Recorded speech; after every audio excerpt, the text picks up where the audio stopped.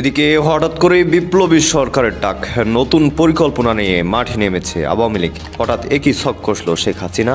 শরীফ ওসমান হাদির জানাজা শেষ হয়েছে, দাফনও শেষ হয়ে গেছে।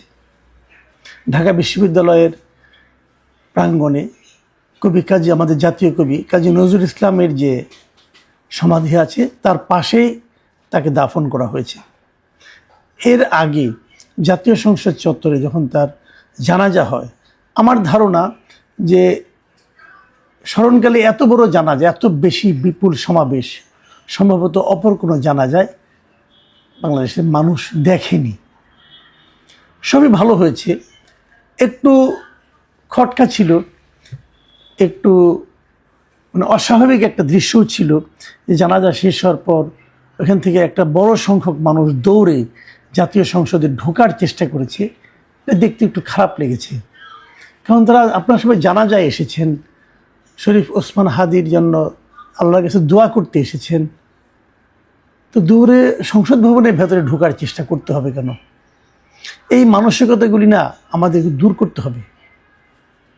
আমরা আসলে কি চাই? শোকার্ত মানুষ থাকবে শোকার্ত মানুষের মতো, উচ্ছৃঙ্খলতা কেন দেখাবো আমরা? যে হোক, সেটা ব্যাপার না। তারপরেও এগুলো অনেক লোক থাকলে হয়, এরকম হতেও পারে। কিন্তু যে জিনিসটা আমার আলোচনার বিষয়, যেটা আমি গত দুদিন ধরেই বলা শুরু করেছিলাম, এবং শরীফ ওসমান হাদি দিন গুলিবিদ্ধ হলেন তারপরের দিন থেকে আমি বলছিলাম যে এই ঘটনাকে কেন্দ্র করে কিন্তু রাজনীতি চলছে। দেশের অভ্যন্তরে রাজনীতি চলছে, দেশের বাইরেও রাজনীতি চলছে। নানা ধরনের কর্মকাণ্ড আমরা দেখছি বিভিন্ন জনের, আমরা বিভিন্ন সময় বলার চেষ্টা করেছি। এবং আমি বলেছি যে জিনিসটা সবচেয়ে বড় কাজ হলো, সবচেয়ে প্রথম কাজ হলো তার যিনি গুলি করেছেন তাকে, সেই লোককে ধরা। সেই লোককে ধরতে পারলে আমরা পেছনের লোকগুলিকে ধরতে পারবো, আমরা কারণটা জানতে পারবো। এ ধরনের ঘটনা কেন ঘটলো, এটা কারণটা জানা খুব জরুরি। তা না হলে কিন্তু অনেক কিছুই অজানা থেকে যাবে, অদৃশ্য থেকে যাবে।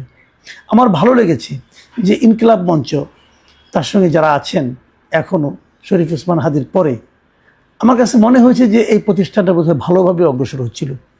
এই জন্য মনে হয়েছে যে এখন যারা দায়িত্বে আছেন তারা কিন্তু ইনকিলাব মঞ্চের পক্ষ থেকে একটা বড় দাবি করেছেন। এবং সেই দাবিটা কি? তারা দাবি করেছেন যে 24 ঘন্টা তারা একটা আলটিমেটাম দিয়েছেন স্বরাষ্ট্র উপদেষ্টা এবং স্বরাষ্ট্র বিষয়ক যে প্রধানমন্ত্রীর উপদেষ্টা আছে, প্রধানমন্ত্রীর যে বিশেষ সহকারী আছেন খুদা বক্স চৌধুরী, তাদের দুজনকে। এখন হয়তো আপনারা বলবেন যে স্বরাষ্ট্র উপদেষ্টাকে দিলেই তো হয়, আবার খুদা বক্স চৌধুরীকে দিতে হলো কেন? না, দিতে হলো, দেওয়াটা দরকার ছিল। দরকার ছিল এই কারণে, যারা স্বরাষ্ট্র মন্ত্রণালয় সম্বন্ধে খোঁজখবর রাখেন, যারা বাংলাদেশের পুলিশ বিভাগ সম্পর্কে খোঁজখবর রাখেন, এমন অনেক লোকের সঙ্গে আমার কথা হয়েছে। তারা আমাকে যে কথাটা বলেছেন যে স্বরাষ্ট্র উপদেষ্টা একটা সহজ সরল টাইপের মানুষ। সহজ সরলতা কোনো যোগ্যতা নয় এই ক্ষেত্রে, কিন্তু তবুও এটা ওনার বৈশিষ্ট্য। যা কাজ পুলিশ যা করে অথবা যা করে না, যেখানে অগ্রসর হয় অথবা যেখানে থেমে থাকে, এই সব কিছুই নিয়ন্ত্রণ করেন আসলে এই খুদা বক্স চৌধুরী। এর কারণও আছে। এই ভদ্রলোক তো একসময় পুলিশেরই আইজিপি ছিলেন। পুলিশের এই সাবেক আইজিপিকেই তো প্রধান উপদেষ্টা তার বিশেষ সহকারী বানিয়েছেন এগুলিকে হেল্প করার জন্য। এবং এই জন্যই উনি বেসিক্যালি পুলিশকে, আইন শৃঙ্খলা বাহিনীকে নিয়ন্ত্রণ করেন। এ ধরনের কথা অনেকের কাছ থেকে আমি শুনেছি। কাজেই এবার উনাকে জবাবদিহিতার সামনে নিয়ে আসাতে আমার কাছে মনে হয়েছে যে ঠিক লোকটাকেই প্রশ্ন করা হয়েছে, ঠিক লোকটার কাছেই জবাব চাওয়া হয়েছে। এবং আমার মনে হয় এবার হয়তো কিছু হতেও পারে। 24 ঘন্টা আলটিমেটাম, ঠিক আছে, দেখি কি হয়। তারা কি বলেছে? তারা বলেছেন যে এই 24 ঘন্টার মধ্যে ধরতে হবে যে কারা হত্যাকারীকে ধরতে হবে এবং হত্যার কারণটা উদ্ঘাটন করতে হবে। এবং তারপর তারা আরও জানিয়ে, তারা খুদা বক্স চৌধুরীকে, ব্যক্তিগতভাবে খুদা বক্স চৌধুরীকেই তারা দাবি জানিয়েছে, ইনকিলাব মঞ্চের নেতারা, যে গত 1 সপ্তাহে পুলিশ কি কি কাজ করেছে তার হিসাবও জনগণকে দিতে হবে, প্রকাশ করতে হবে। মানে গত 1 সপ্তাহে আইন শৃঙ্খলা বাহিনী অথবা খুদা বক্স চৌধুরীর নেতৃত্বে পুলিশ বাহিনী তারা এই ওসমান হাদির হত্যাকারীকে ধরার জন্য অথবা হত্যা রহস্য উদ্ঘাটনের জন্য কি কি কাজ করেছেন তার হিসাব তারা চেয়েছেন। আমি জানি না কি হবে, তবে তারা এটাও বলেছেন যে 21শে ডিসেম্বর মানে রবিবার বিকেল 5:15 তারা আবার শাহবাগে মিলিত হবেন এবং এ সময়ে সরকারের পক্ষ থেকে কী কী পদক্ষেপ নেওয়া হলো এবং কোন কোন পদক্ষেপকে তারা গ্রহণযোগ্য মনে করছেন, কোনটাকে মনে করছেন না, তার ব্যাপারে তারা পরবর্তী কর্মসূচি কী হবে সেটাও দেবেন। আমি আশা করব যে তাদের এই আলটিমেটাম সরকার সিরিয়াসলি নেবে, আর না নিলে যে আন্দোলনটা হওয়ার কথা সে আন্দোলনে সবাই যাতে থাকেন এই অনুরোধ আমি করব। এখন আমি আরেকটা কথা বলি, যে কথাটা নাকি বলা আমি দুদিন ধরে বলছিলাম ওটা নিয়েও, যে এই যে শরীফ ওসমান হাদি তার মৃত্যুকে কেন্দ্র করে এই যে মিডিয়াতে আক্রমণ করা, প্রথম আলোকে আক্রমণ করা, আচ্ছা ব্যক্তিগত জীবনে আমি আমি আবার বলেছি আপনাদেরকে যে শরীফ ওসমান হাদির সঙ্গে আমার ব্যক্তিগতভাবে পরিচয় ছিল, যোগাযোগ ছিল, আমরা মাঝে মাঝে কথা বলতাম। আমি কিন্তু হাদিকে পছন্দ করতাম, আমি বারবার বলেছি পছন্দ করতাম।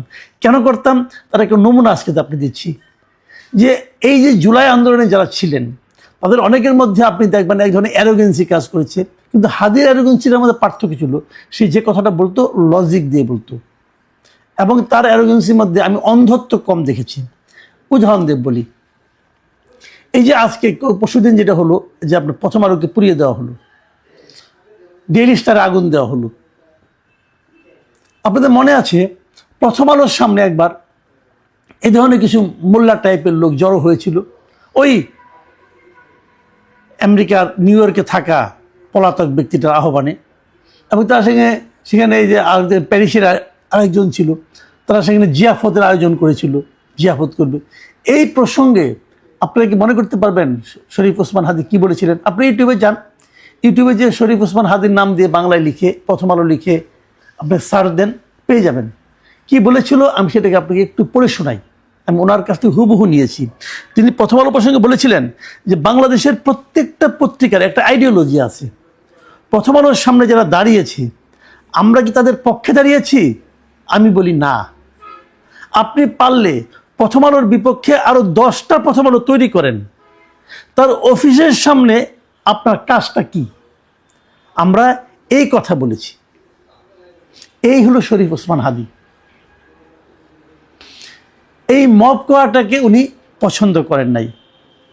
যারা মব ক্রিয়েট করেছে এভাবে একটা পত্রিকা সামনে দাঁড়িয়ে সেখানে জিয়াফত দিয়েছেন, গরু জবাই করার কথা বলেছেন, গরু জবাই করেছেন, এই প্রক্রিয়াটাকে, এই আচরণটাকে শরীফ ওসমান হাদি পছন্দ করতেন না, এবং সেটা যে করতেন না এটা উনি প্রকাশ্যে বলেছেন।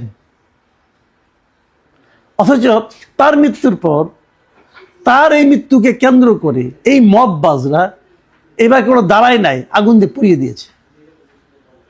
আমি তো নিশ্চিত যারা আগুন দিয়ে পুড়িয়ে দিয়েছে তারা শরীফ ওসমান হাদির মতাদর্শের লোক না, তারা শরীফ ওসমান হাদিকে ভালোবাসে না, তারা কেবল এই মৃত্যুটাকে কেন্দ্র, মৃত্যুটা তাদের দরকার ছিল যে মৃত্যুটা হলে আমি মবটা ক্রিয়েট করতে পারবো।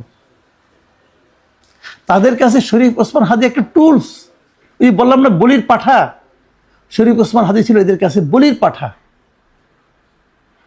তার মৃত্যুটাকে তারা ব্যবহার করেছে। তারা হয়তো তার আরো আগে মৃত্যু চেয়েছিল, আরো আগে মরলে আরো আগেই বোধ তারা করতে এই কাজগুলো। এই লোকগুলি নৃশংস, এই লোকগুলো দেশে একটা বিশৃঙ্খলা তৈরি করতে চায়, এরা করতে চায়, এবং এদেরকে যারা করায় উৎসাহ দেয় তারাও করতে চায়। এই লোকগুলির সম্পর্কে আপনাদের সতর্ক থাকতে হবে। আমি আরেকটা কথা বলি, আপনি দেখবেন শরীফ ওসমান হাদির মৃত্যুর পর এনসিপির নেতারা বড় বড় কথা বলেছেন, কিন্তু এনসিপি মাঝখানে রাজনৈতিকভাবে একটু পিছিয়ে পড়েছিল। তারা এই হাদির মৃত্যুকে কেন্দ্র করে রাজনীতিতে আরো অগ্রসর হওয়ার চেষ্টা করছে। এবং আপনি দেখবেন গত কয়েকদিন এই সদ্য পদত্যাগকারী এক উপদেষ্টা মাথার মধ্যে পট্টি বেঁধে কি মানে এক জ্বালাময়ী বক্তৃতা দিচ্ছিল শরীফ ওসমান হাদিকে নিয়ে। তাদের সম্পর্কে শরীফ ওসমান হাদি কি ভেবেছিলেন, কি বলতেন, এটাকে আপনারা মনে করতে পারেন? এটাও ভিডিওতে পাবেন। আপনারা হাদি এনসিপি এটুকু লিখে ইউটিউবে বাংলায় লিখে সার্চ দেন, পেয়ে যাবেন উনি কি বলেছিলেন।